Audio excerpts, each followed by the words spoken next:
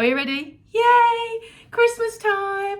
Thank you so much for the team for sending this out to me to take a look at. This is a really stunning, realistic looking little mini tree. I absolutely love it. It's very natural looking, it's very full.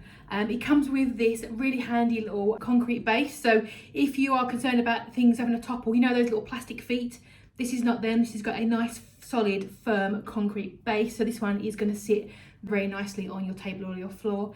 It's very bushy, isn't it? And as a bit of a bonus, it does have this really nice natural hessian here, which I really like. I think it's really like retro, but they very kindly also include an additional sort of skirt wrap.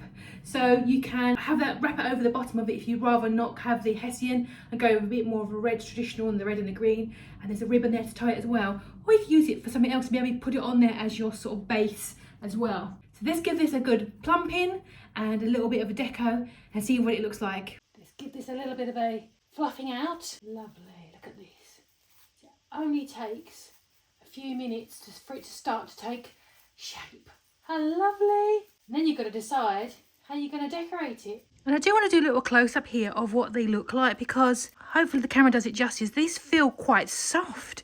They're not that scratchy stuff you tend to get with the very cheap Christmas trees. This is a really nice quality one. I really like it. How have I done? Is it good? It looks like a real little chubby little fir.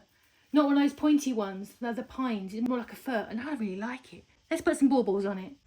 Well, I'm absolutely in love. It's so nice and round. Not one of those pointy trees, which I absolutely adore. I've got a few decorations on it. I've got a few more to get this year. I want to get some new stuff. But you can also add your lights on there as well, your tinsel. I cannot wait. I'm going to get my tinsel on. But I'm already excited. It's also got my very heavy star on there. And that's a very heavy star.